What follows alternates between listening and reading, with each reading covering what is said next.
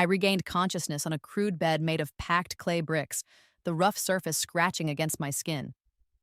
My hands and feet were bound tightly with coarse rope that chafed my wrists and ankles with every slight movement. In the center of the dim, dusty room, a simple stove glowed faintly, its warmth doing little to dispel the chill in the air.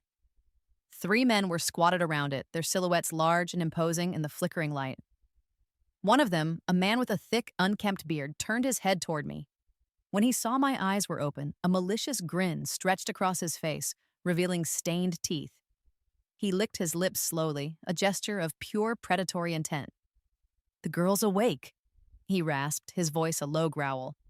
"What should we do with her?" Another man, this one clad in camouflage fatigues, let out a low chuckle. "Whatever you want to do, man." I forced a look of pure terror onto my face, allowing my voice to tremble as I spoke. Who? Who are you people? What? What do you want from me?" The third man, who was completely bald and had a heavy build, pushed himself to his feet. A cruel smirk played on his lips. "What do we want? Can't you figure that out?" he sneered. "You play nice with us tonight, and we might think about selling you to a better family." The man in the camouflage jacket stood up as well, his eyes glinting. He took a step closer, adding his own threat. "Don't even think about running. Don't try any little tricks. You pull anything funny, and I'll personally sell you to some 50 or 60-year-old loner out in the sticks. You'll spend the rest of your life tied up in a pigsty like an animal. Ha ha ha." When he finished his threat, the other 2 men roared with deep, guttural laughter that echoed off the bare walls of the hut. Finally, the bearded man, who seemed to be their leader, got to his feet. He clapped the bald man on the shoulder with a heavy hand. "Go get some drinks. Let's have some fun tonight. This one looks even better than the last one we picked up. She should fetch a good price." The bald man nodded eagerly and lumbered out of the hut. A moment later, he returned, hauling a large case of cheap, generic beer. The 3 men each grabbed a bottle, twisting off the caps, and stood before me again, their gazes filled with the raw, hungry look of hunters cornering their prey. They immediately started arguing amongst themselves in low tones, debating who would get to go first. I shrank back against the cold wall, curling myself into a tight ball and looking at the 3 thugs with wide, pleading eyes. All the while, a completely different calculation was running through the cold, quiet corridors of my mind. Of these 3, who should I keep alive for questioning? And who should I kill first? My name is Lena. I am an assassin. I started in this line of work when I was 16, made a name for myself by the time I was 21. And this is my 10th year in the business. 2 weeks ago, I accepted a new contract. The client was the chief executive officer of a publicly traded corporation, a man of immense wealth and power. He hired me to travel to a remote village deep in the mountains of the Northwest and rescue his daughter, who he was convinced had been abducted and sold by human traffickers. During the initial briefing, I told his representative, "Rescuing trafficked women is a job for the police. Why would you hire an assassin for this?" But the representative clarified the terms. Rescuing his daughter Clara was a secondary objective. My primary mission was to find the village, identify every single person involved in her kidnapping and every person who had harmed her in any way. And then, I was to kill them all. No one was to be left alive. The CEO's daughter had been traveling with her boyfriend in a small town not far from here. They had an argument, and she ran off alone, disappearing without a trace. The last confirmed sighting was of her with a woman in her 50s getting onto a local minibus. Clara was a sheltered girl, a naive product of wealth and privilege. It was a classic textbook case. She had almost certainly been snatched by a professional human trafficking ring. It had been nearly 3 weeks since she went missing. It was difficult to imagine what she might have endured in that time.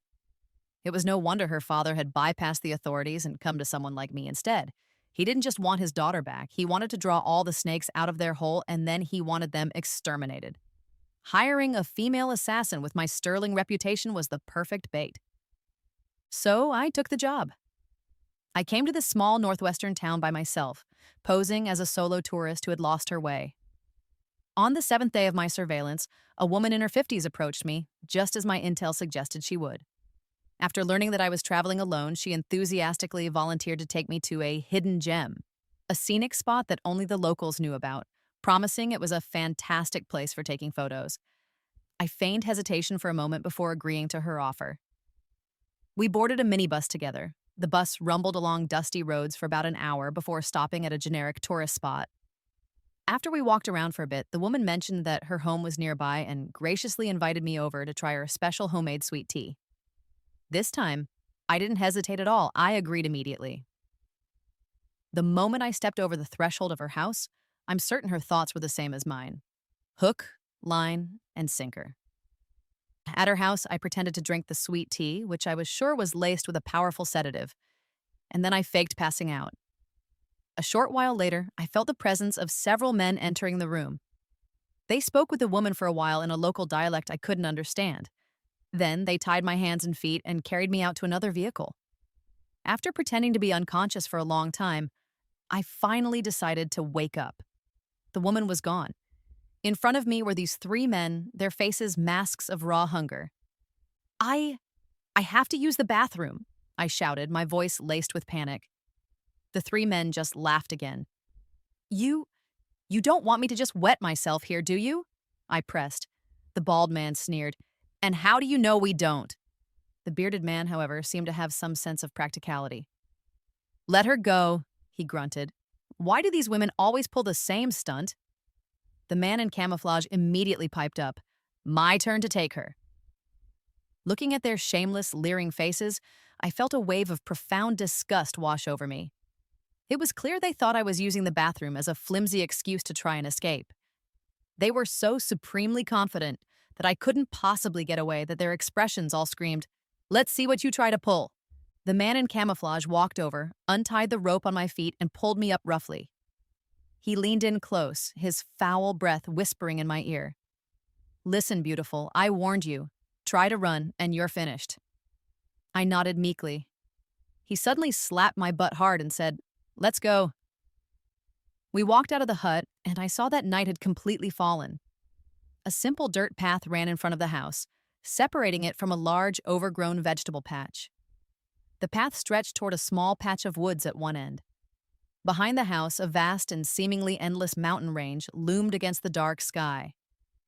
The man led me to the edge of the dirt path and pointed toward a dark, shallow ditch. Go on! If you don't untie my hands, how am I supposed to go? I asked, my voice small. In the darkness, the man let out a dirty laugh. Oh, you can't get your pants down. No problem. I'll help you. He laughed as he bent down and lunged toward me.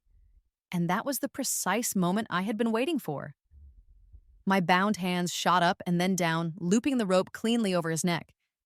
He froze for a second, mumbling, Wow, you're an eager one. But his smirk vanished in the very next instant. I twisted my body behind him, my arm locking tight around his throat.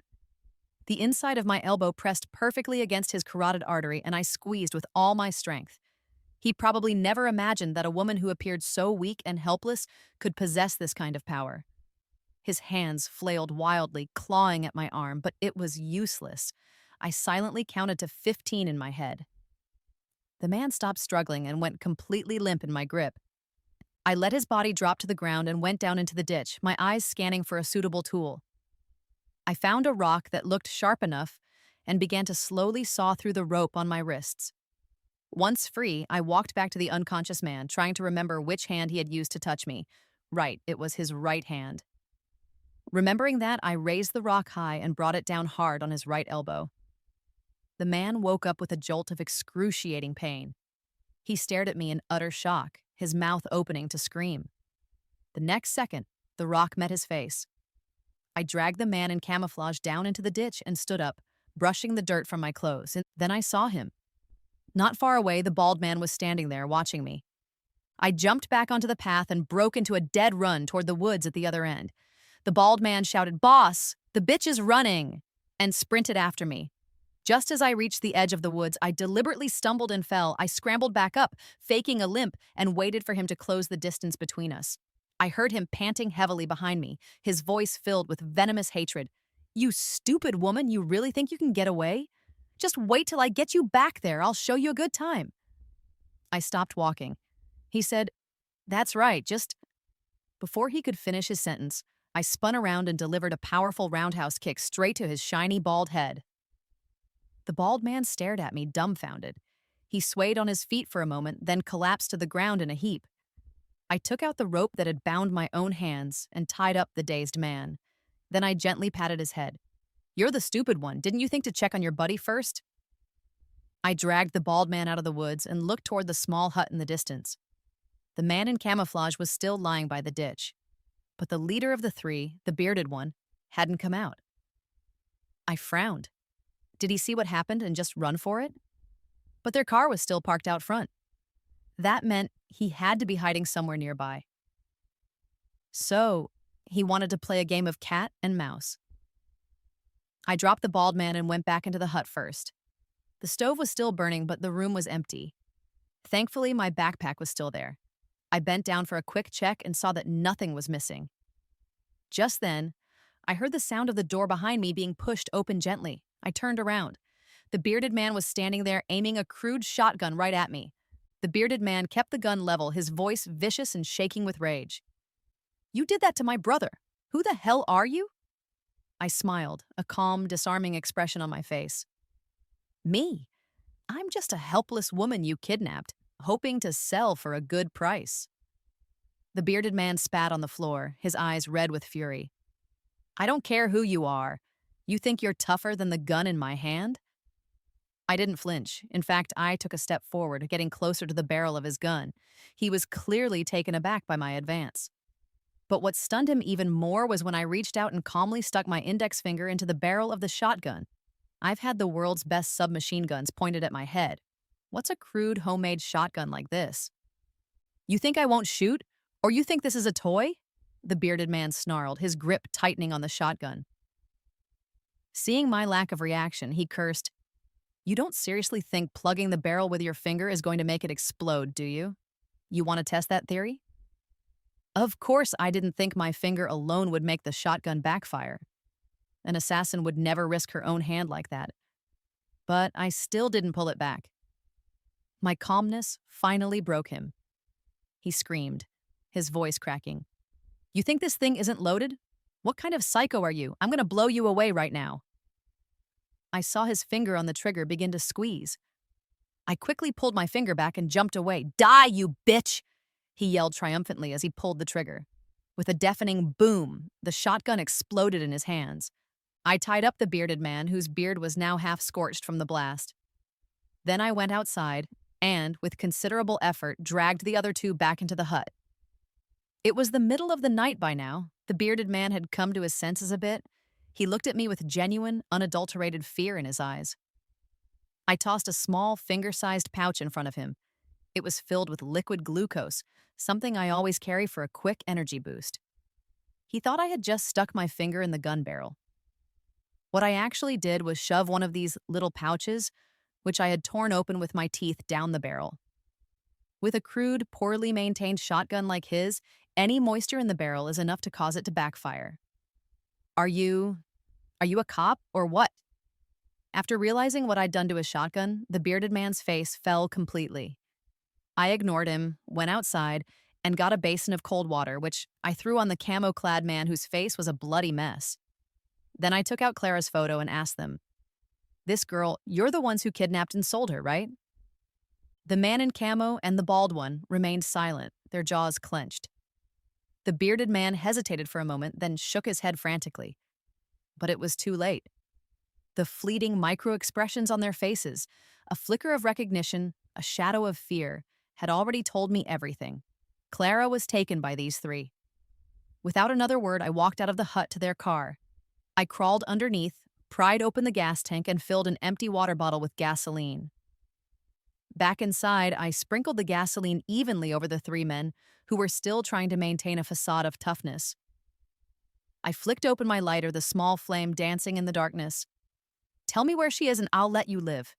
If you can't, I'll burn you all to the ground along with this hut." "Yes, yes, lady, we did it. We kidnapped her." The bald man lurched forward, his butt high in the air as if he were bowing to me, begging for his life. I said, "Good. Next, a pop quiz. Where did you take her?" "The one who answers correctly gets to live." The bald man blurted out, "Stone Creek. It's in Stone Creek." It's about 20 or 30 miles from here. That close. Don't you usually sell the girls you kidnap far away? Because your friend, she has a temper. We were afraid there'd be trouble if we sold her too far away. The man in camo stammered from the side. Got it. Tomorrow, you're driving me there. It seemed the rich girl still hadn't grasped the reality of her situation, even after being kidnapped. These past 3 weeks must have been rough for her. I stood up and walked to my bag, pulling out an eyebrow pencil. I pulled off one end, revealing a blade inside, thinner than a scalpel, but just as sharp. The bearded man saw the small knife and asked in terror what I was going to do. I smiled. Didn't I say? Only the one who answers correctly gets to live. I untied the bald man and made him dig a grave for his two companions. By the time he was done, it was 2 a.m. Before he died, the bearded man had yelled at me, I don't care how tough you are. The second you step into Stone Creek, you're a dead woman. You're never getting out. Heh. Did he think I was easily scared? I tied the bald man up again and told him not to think about escaping or trying any tricks.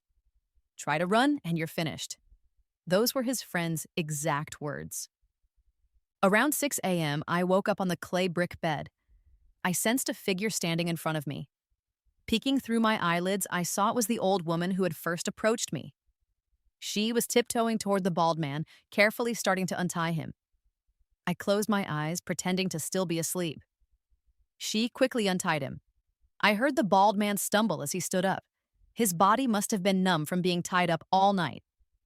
Once their footsteps had staggered out the door, I got up too. I walked to the doorway and saw them helping each other, hobbling toward the white Nissan parked outside. I grabbed my bag and started to follow them at a leisurely pace. After a few steps, they noticed me. The old woman screamed, Run faster! The bald man's voice was tearful. Mom, my legs are still numb. Oh, so they were mother and son. The woman started hitting him in a fury. If you were a man, you'd go back there and kill that little bitch. Avenge your brothers. The bald man turned and looked at me. I looked back at him, smiled faintly, and gave a little wave. I don't know if my smile wasn't friendly enough, but after I smiled, he suddenly dropped to his knees. He started banging his head on the ground, begging, Lady, please spare us, spare us.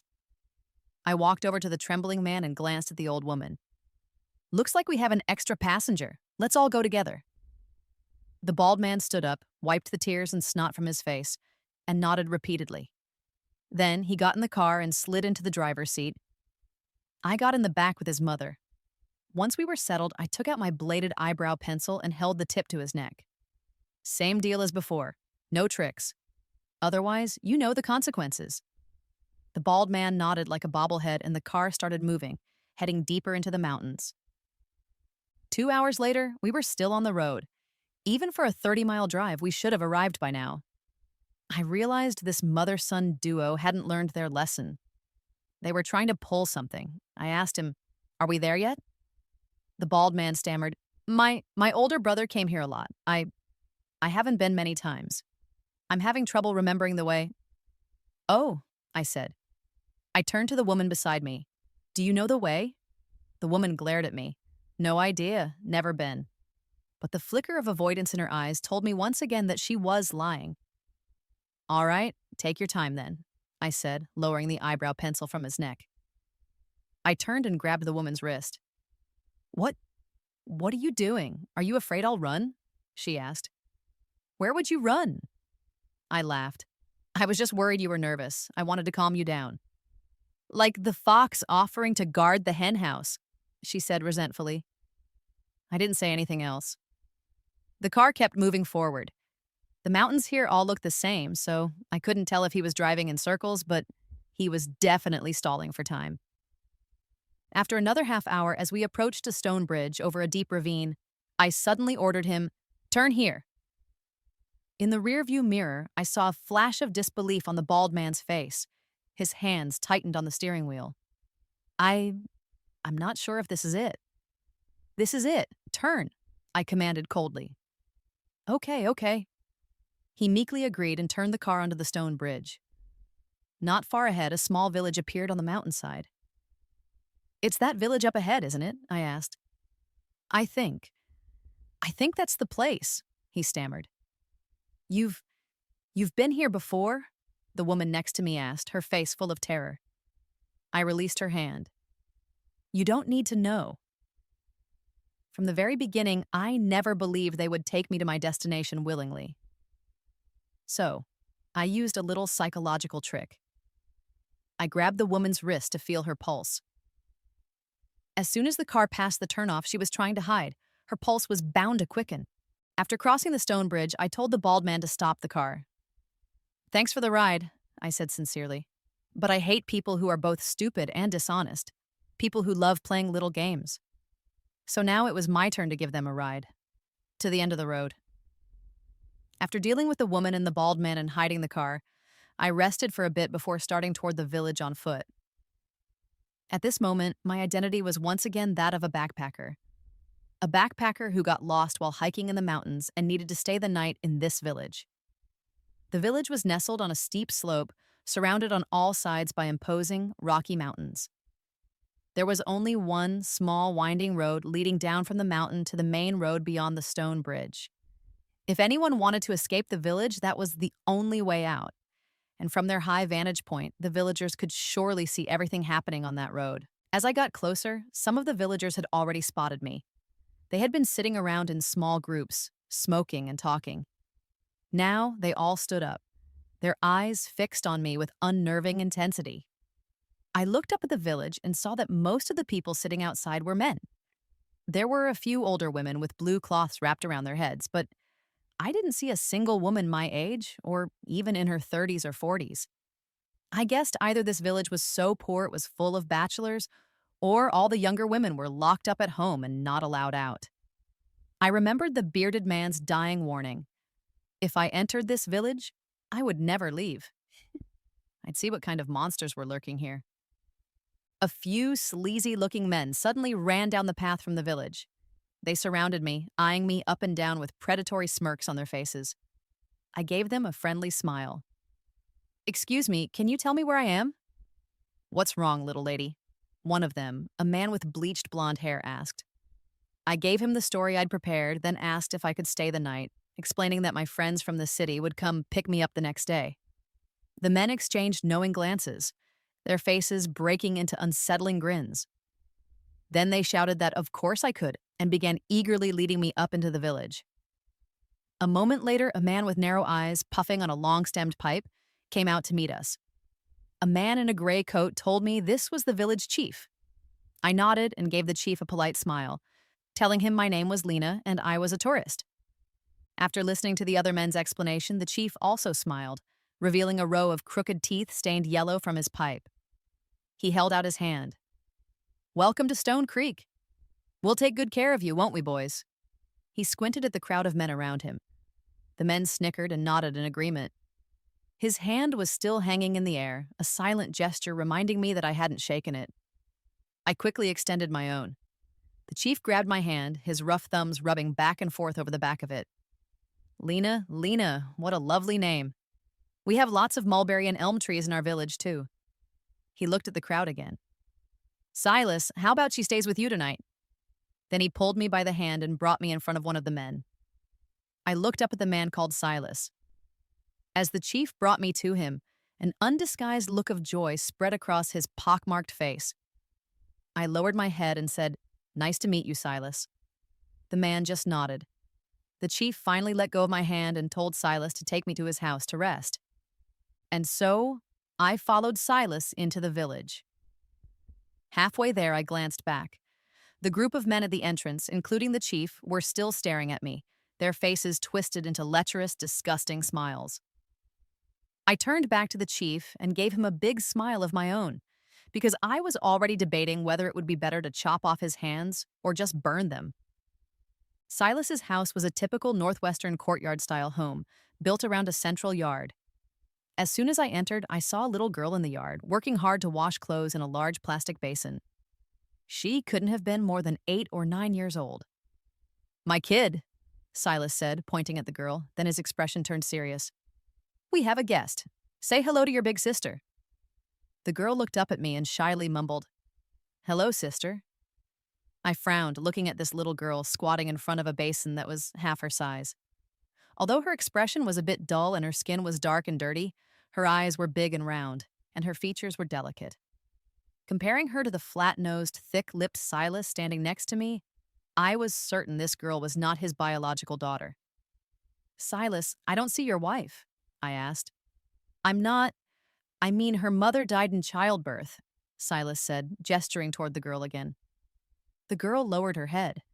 What was he about to say? That he wasn't married? I put on a look of regret and apologized profusely. But Silas acted like it was no big deal, showing none of the sadness a normal person would when mentioning their late wife. He wasn't married, but he had a little girl he was raising from God knows where. It didn't seem to be about carrying on the family line.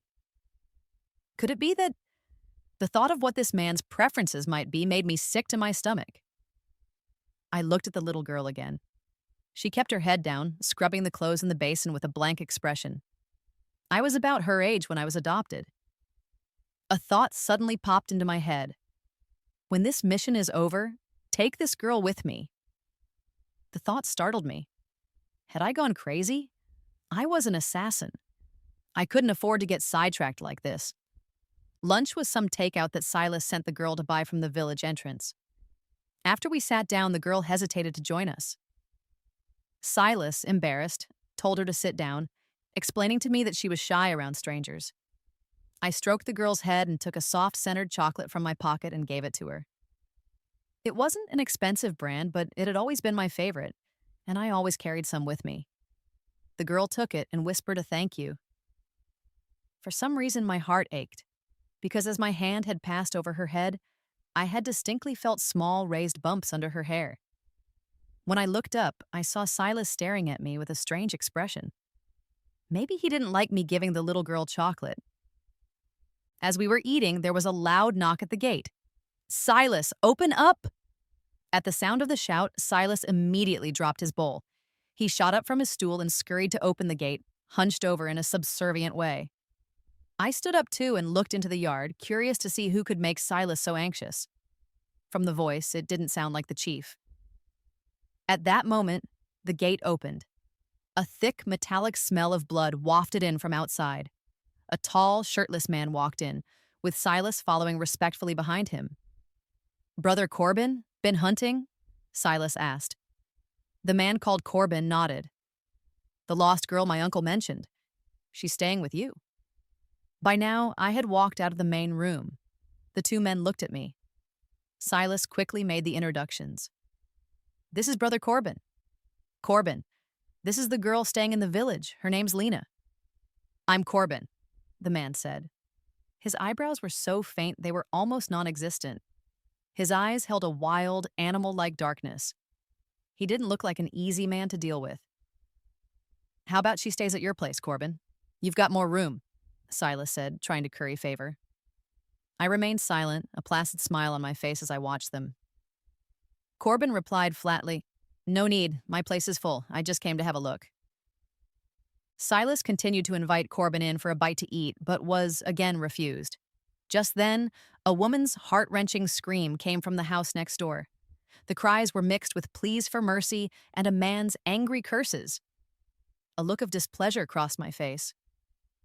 Corbin noticed my expression and suddenly turned to me. "A wife you marry is like a horse you buy. You can ride her or beat her as you please. Don't be scared, little lady. That's just how we do things in the country. The more you beat 'em, the better the relationship." I forced a bitter smile and said nothing. Silas chimed in. Right, the old saying is true. You beat a wife into shape just like you knead dough." Corbin said, "Tell Finn to keep it down. It's broad daylight and we have a guest. It's not a good look." Hearing this, Silas yelled at the top of his lungs, "Finn, Corbin says to stop. We have a guest." As soon as Silas finished, the cursing from next door stopped, replaced by the sound of a woman's soft, desperate sobbing. A satisfied smile appeared on Corbin's grim face. He said nothing more, turned, and walked out. Silas hurried after him to see him off. It was only then that I noticed the man had a massive tattoo of a soaring eagle covering his entire back. Was he copying the Yakuza, getting tattoos on his back? It was clear that this Corbin was the real boss of the village. Could Clara be locked up at his place? In the afternoon, I had Silas show me around the village. He readily agreed.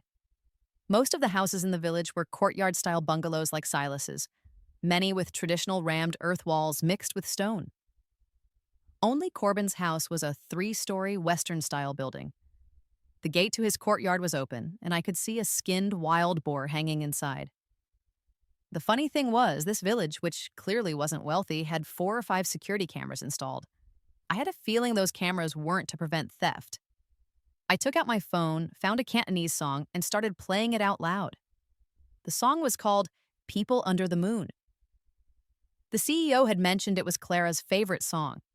If she was somewhere she could hear it, I hoped she would make some kind of noise. Silas heard the music and glanced back at me. I just fiddled with my phone and asked him if it was okay. He didn't say anything. We wandered around for a while, but nothing seemed out of the ordinary. Could she be locked in a cellar, unable to hear anything? I remembered hearing that the heiress had a bit of a temper, which meant there was a worst-case scenario to consider. She could already be dead. Finding someone in a village is always easier than finding them in a big city. The simplest way would be to just grab someone and interrogate them, but that would blow my cover. If I did that, I'd have to be ready to take on the entire village immediately. That wasn't impossible. With one more day, I could probably figure out the village's numbers and strength. After all, I had already memorized the entire layout of the village this afternoon. The best-case scenario was finding Clara tomorrow night, getting her to safety, and then coming back to deal with the villagers. But if Clara was already dead, then all her accomplices in this village would have to die with her. That evening, the cell signal started to get spotty. Silas saw me scrolling on my phone, getting constant network unavailable messages. He explained that it was normal in the mountains, that the signal came and went. I said I understood, but I knew it was the villagers doing. There was a signal jammer strapped to a telephone pole at the village entrance. They probably thought I wouldn't recognize it. Outside, the occasional sound of a woman crying drifted through the air, sometimes near, sometimes far. I glanced at Silas, but he acted as if he hadn't heard a thing. With no signal on my phone, I went to the guest room Silas had prepared for me and lay down early. Before I left, Silas suddenly handed me a bottle of juice. He said it was a local specialty and insisted I try it. I held the bottle, amused by their lack of creativity and how impatient this man was. I declined, saying I was allergic to the fruit. A look of clear disappointment crossed Silas's face. He probably didn't realize I was doing him a favor, letting him live one more day. If this man died at my hands tonight, it would likely cause trouble for me tomorrow and interfere with my investigation. Lying in bed, I started planning my next move. Unexpectedly, about 10 minutes later, Silas appeared outside my room.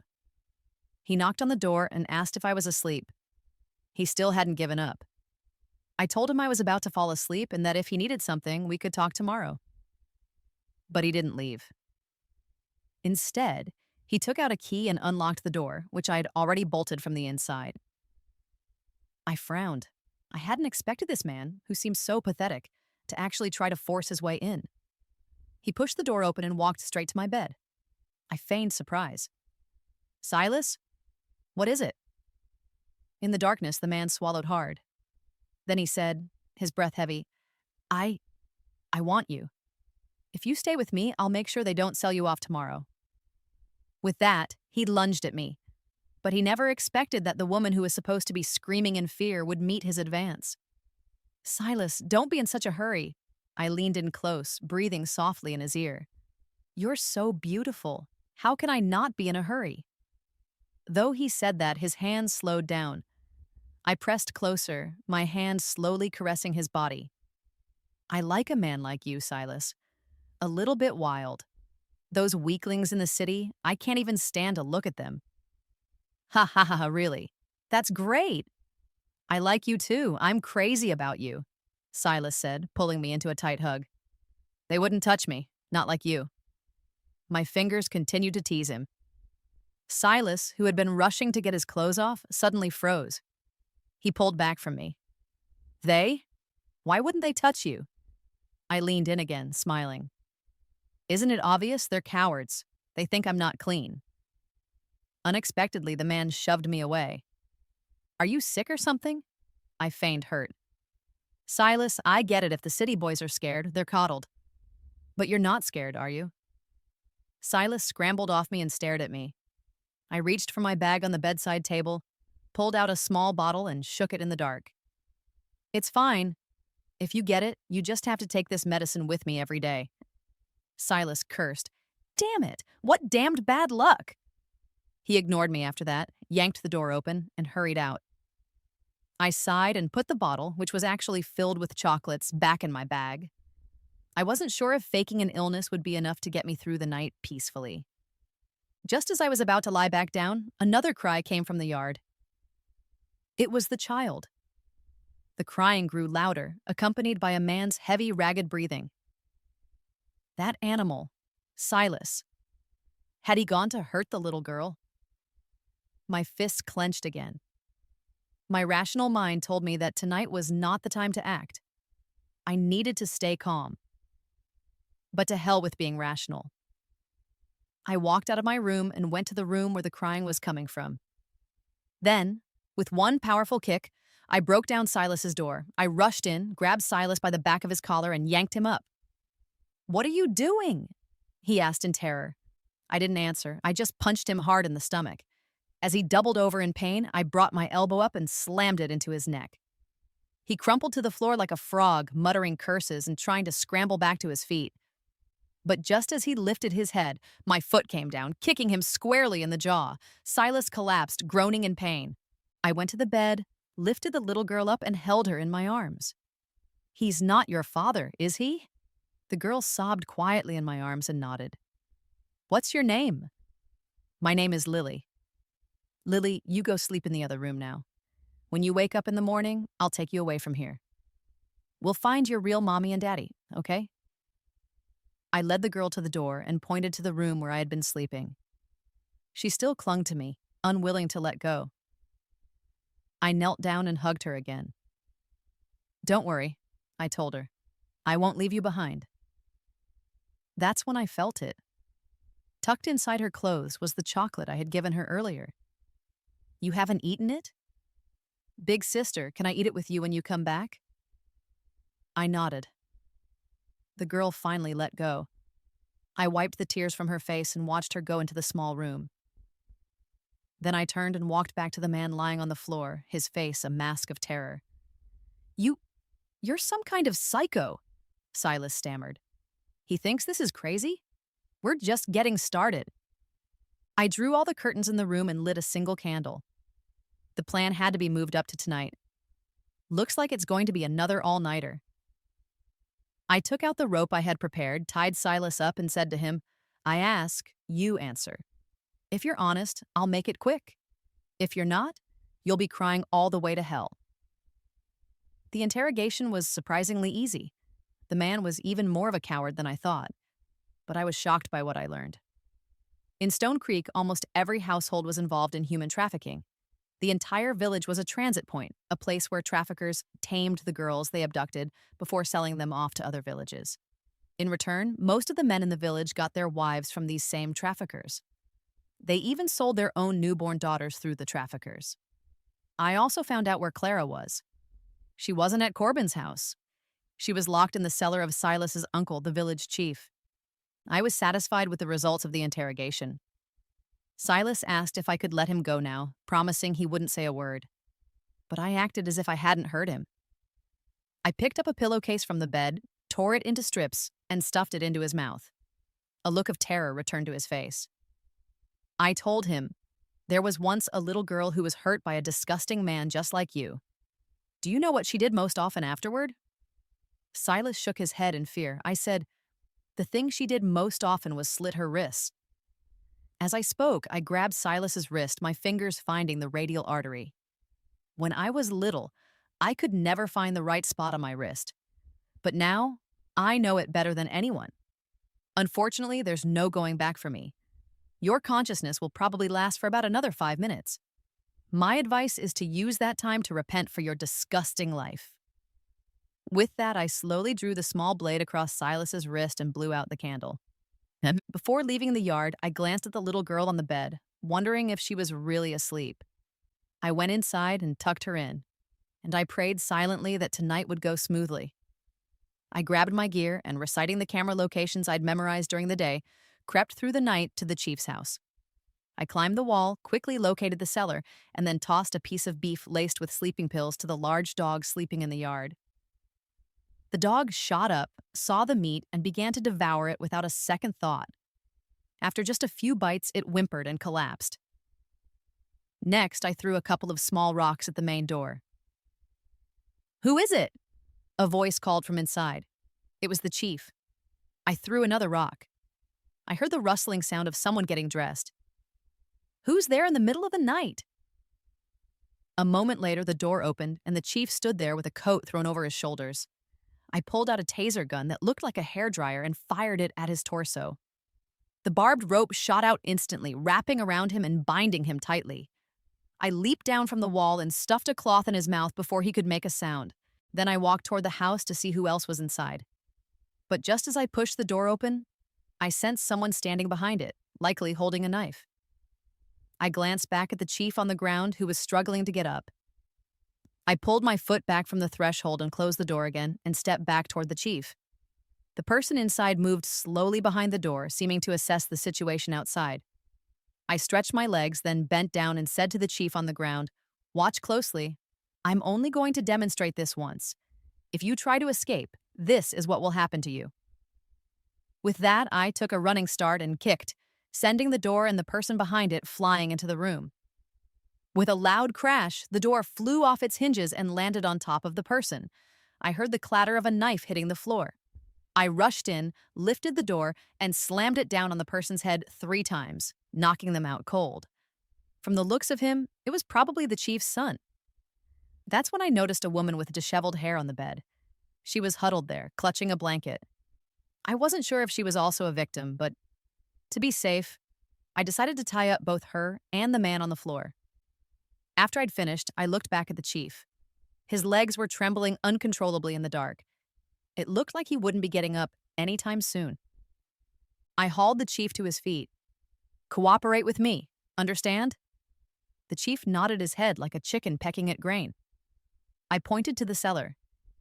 "There's a girl locked up in there, isn't there?" He nodded again.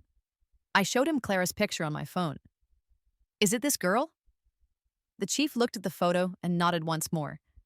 I fumbled around his waist, pulled off a set of keys, and, with his help, opened the cellar door. You guys, are you coming back again tonight?"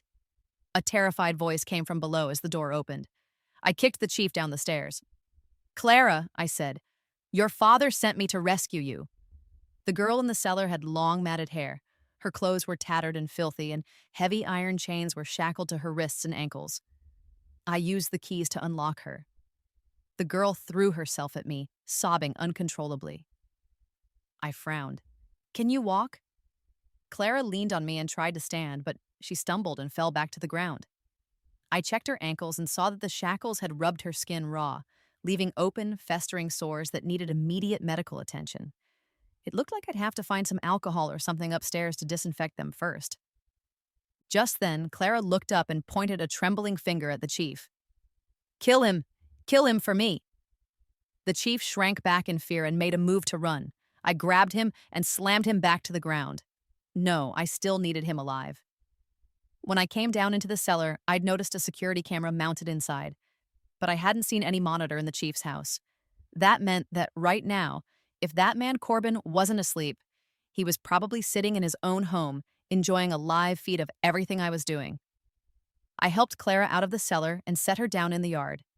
Then I rushed into the house and started rummaging through drawers and cabinets, looking for gauze and alcohol. The man I had tied up had just woken up. Seeing what I was doing, he started taunting me. But the woman, realizing what I was looking for, began frantically trying to signal me with her eyes. Following her lead, I found a bottle of alcohol and half a roll of gauze. After giving Clara's wounds a quick cleaning, I knocked the man out again and untied the woman. "Were you kidnapped and brought here too?" The woman nodded vigorously, tears welling in her eyes. The woman, who told me her name was Maya, said through gritted teeth, "I wish I could tear that father and son to pieces." Just then, I heard dogs barking in the distance, followed by the sound of men shouting and running. It looked like Corbin and his men were on the move. Can we still get out of here? Clara leaned against the wall, her voice weak. I frowned. I hadn't had time to scout the whole village. I had no idea how many men they had or what kinds of weapons. Under these circumstances, the odds were hard to calculate. Seeing my silence, Clara sighed. She looked up at the night sky and said with a sudden sadness, I haven't seen the stars in so long. Look, they're winking at me. I glanced up. A few stars were indeed twinkling in the sky. Don't worry, I said. You're going to get out of here. I patted her shoulder, then walked to the middle of the yard, trying to judge the number of approaching men by the sound of their footsteps. There were about 20 of them. Corbin had probably rounded up every available man in the village. Fine. That saved me the trouble of hunting them down one by one. Since they were all gathered together, I might as well take care of them all at once. I grabbed my backpack and, using the remaining alcohol from the house, quickly started making some makeshift weapons. Just as I finished, I heard the sound of the main gate being kicked in. I grabbed the trembling village chief, put my right arm around his shoulders, and pressed the tip of my bladed eyebrow pencil to his neck. Open the gate, I said. Time to welcome our guests. The gate opened. Corbin and about 20 other men stood outside. 24 shotguns, their dark barrels gleaming, were all pointed straight at me. Don't shoot, the chief cried, standing in front of me, waving his hands pleadingly. Uncle, letting a woman hold a knife to your throat. You're not making our family look good. Corbin stood in the darkness, holding his shotgun casually. The chief was caught in the middle, looking like he was about to cry. He was about to say more, but the next second, a loud bang echoed through the night. A searing pain shot through my knife hand. The chief in front of me was now on his knees, clutching his shoulder, cursing Corbin and wailing in agony. Sorry, Uncle, slipped, Corbin said calmly, as he lowered his shotgun and began to reload.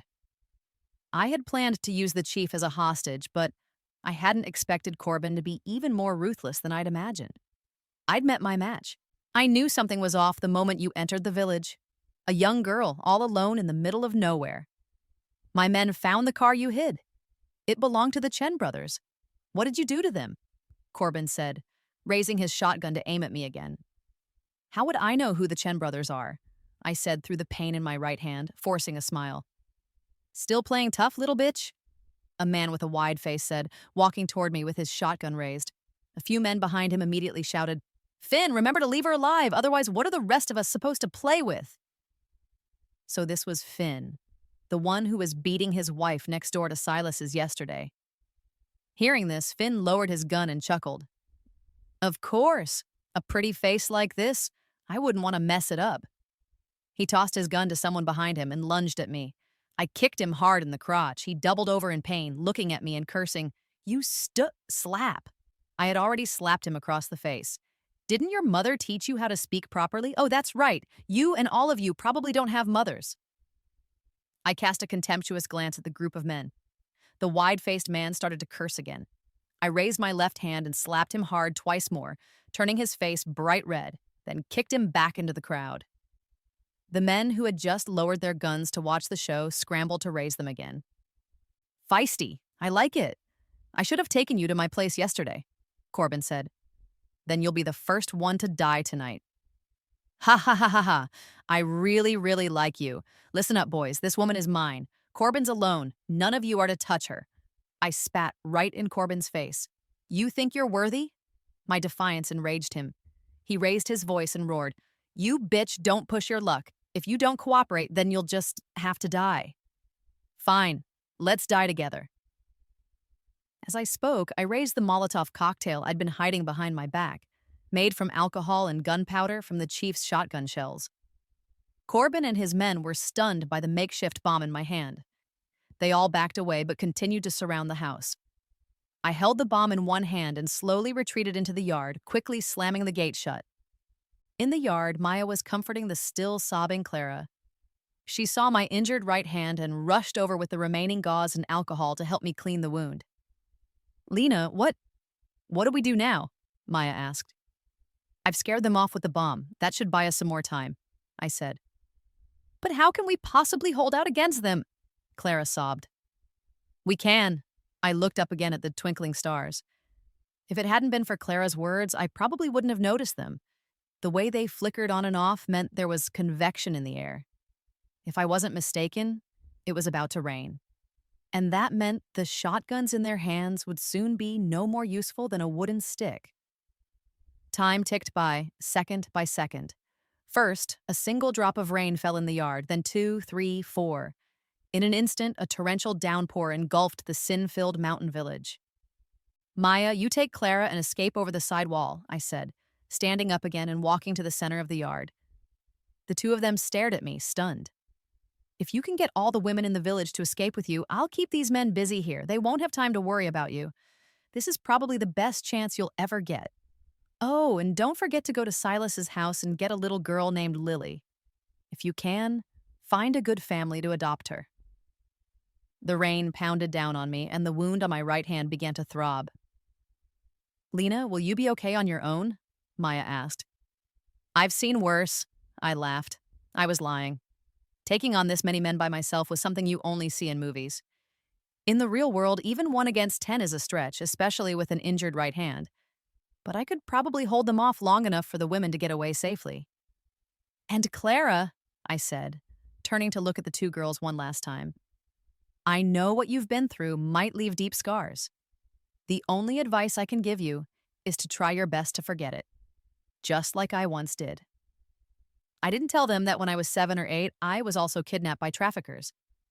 I've forgotten how long it took me to finally lock that nightmare away in the deepest corner of my mind, to stop myself from ever thinking about it again. But while I could forget the experience, I could never forget the hatred for these scumbags that was buried deep in my bones. That was probably why I took this job in the first place. The intensifying rain was making the men outside restless. Corbin, the rain's getting our guns wet. They're not gonna work. What are you afraid of? Her bomb won't work either. Yeah, there are more of us, and she's injured. Ha ha ha ha. Wait, the woman's coming out. Is she surrendering? The men fell silent as they saw me push open the gate. You've come to your senses? Ready to give up? Corbin said with a sneer. I didn't speak. I just slowly pulled a pair of solid steel brass knuckles from my pocket and slipped them onto my left hand. My eyes swept over the beasts in human skin in front of me. I knew they were waiting to tear me apart. But I am not prey for you to torment. My name is Lena. I'm a top-tier assassin, and tonight you are all going to die. 1, 2, 3. Half the men were already down, unable to move, but the other half, still led by Corbin, continued to circle me. My right hand wound had split open again and was bleeding freely. My left arm was getting tired. I could barely swing it anymore. It was clear Corbin still wanted to capture me alive. Otherwise, I would have been overpowered long ago. But this much time had passed. Clara and the others must have escaped safely by now. Panting, I felt in my pocket with my injured right hand, searching for any remaining weapon. Instead, my fingers closed around a piece of chocolate. Strange. Was this the piece I gave to Lily? When did she slip it back to me? I shoved the chocolate, wrapper and all, into my mouth. The sweetness gave me a momentary surge of strength. Still not surrendering? Corbin said. Surrender my ass. I gritted my teeth, preparing to charge him again, but just then, a voice called out from the distance. Lena! It was Maya's voice. Those two fools, were they still in the village? But wait. Besides the two of them, I heard a lot of other chaotic footsteps rushing toward us. From the sound of it, there were at least 20 more people. I was stunned, but then I heard one of the men shout in terror, Corbin! Those damn women, they're rebelling! I looked up and saw them. In the pouring rain, the women who had been abused and imprisoned by these men were charging from all corners of the village, armed with pitchforks, hoes, and cleavers. Leading the charge were Maya and Clara. Those two girls were even tougher than I thought. You bitch! You played me! Corbin spun around and cursed at me. I just sneered, watching his remaining men retreat, trying in vain to fend off the women's fury with their useless shotguns. Corbin glared at me, his eyes practically shooting fire. Now I could finally focus all my attention on this piece of trash. Did he really think he was a match for me? I took a deep breath, stepped back, and then leaped, clamping my legs around Corbin's neck and slamming him to the ground, his head hitting the dirt hard. Before he could react, I grabbed a discarded shotgun from the ground. I raised the butt of the gun and brought it down on his head again and again. Finally, the boss of Stone Creek stopped moving. I stood up, panting, and looked at the remaining men. I yelled, "Anyone else got a problem?" The men were already losing. Now, seeing their leader fall, their morale completely shattered.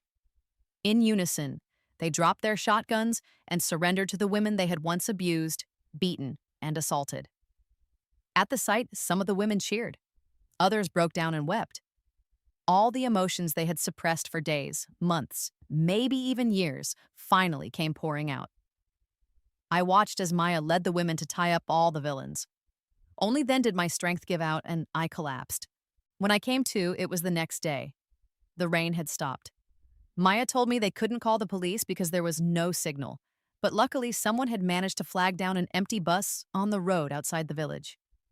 When the bus driver heard the women's stories, he was horrified and agreed to take them all back to the city. I guess they didn't know they just had to remove the signal jammer in the village. But it didn't matter anymore. They were all saved. I told Maya to go with the driver and the others. I would stay behind and deal with the men. Maya said, "But you're so badly injured, you can't stay here by yourself." I smiled. "It's just a scratch. I know what I'm doing. I'll be fine." I was lying to her again. My right hand wound had been soaked in the rain last night and was already getting infected. It was dangerous if not treated soon. But after so many years as an assassin, you stop caring so much about your own life or anyone else's. I figured if I really couldn't hold on when I was down to my last breath, I'd just call the police myself. Tell them I did everything. That way, these girls wouldn't have to carry the burden of assault or even murder after leaving this place. Maya sighed. "By the way," she said, "I found this little boy at Silas's house. He was also kidnapped by Silas, but his name isn't Lily. He said he heard you fighting with Silas last night, so he stayed in his room and didn't come out." She pulled a similarly grimy little boy forward. But as I looked at this child, who was completely different from the Lily in my memory, my mind went blank. "Big sister, thank you for saving all of us," the boy said shyly. No, this wasn't Lily. Where did Lily go? I stared at the boy and Maya in disbelief, my thoughts in turmoil. Just then, a girl walked out from the crowd toward me. Big eyes, delicate features. I recognized her at once. That was Lily. I pointed at the little girl. "Maya, look!" Maya and the boy turned their heads at the same time, but their eyes were filled with confusion. You can't see her?" Maya stared at me, bewildered, not understanding what I was saying. "Don't you remember me?" Lily stood before me, smiling. Looking at her familiar face, it all suddenly clicked into place. I smiled at Maya. "It's nothing. I must have misremembered." The girl named Lily had never existed at all because she was me from all those years ago. The 8-year-old me. The first person I saw that day must have been this boy. But I had imagined him as Lily. And the Lily I saw at night was entirely a figment of my imagination. No wonder Silas had called me a psycho that night in a panic. He must have been terrified watching me talk to thin air. "Maya, it's okay. You all should go. Don't keep the driver waiting," I said. Beside me, Lily sat down. I stroked her head. The shape of the scars on her scalp, even after so many years, was still vivid in my mind. A memory that would never fade. When I was 8, I was taken by traffickers to a remote mountain village. I was there until an organization of assassins rescued me. Growing up, I did everything I could to become the coldest killing machine in the organization. Because only a machine can be devoid of feelings, of memories. Only then could I completely forget the little girl trapped in the mountains, crying and screaming for home. But the self I tried so desperately to forget had never really disappeared. She finally appeared as a phantom, accompanying me to this village, reminding me that some wounds cannot be healed just by forgetting. Thinking of this, I couldn't help but hug the non-existent girl and break down in tears. "I'm sorry. I shouldn't have left my 8-year-old self trapped in that village for so long. Lena, what's wrong? Maya asked anxiously. I looked up and forced a bitter smile, about to say it was nothing. But the next second, Maya suddenly hugged me. Lena, come with us. You saved all of our lives. If it weren't for you, none of us would have had the courage to fight back. To leave you behind now, I'm sorry, I just can't do it. So I think whatever comes next, we should face it together. She gently patted my back like a mother comforting her child. Just then, Clara walked over and hugged us both. How long had it been since someone hugged me like that? In that moment, I felt as if I had become 8-year-old Lily again. The little girl who had been hiding deep inside me, refusing to come out, suddenly stood up, smiling and crying, wanting to run desperately toward these people who were willing to give her a hug. Let's go. Get out. Get out of these mountains that have also imprisoned me for so long.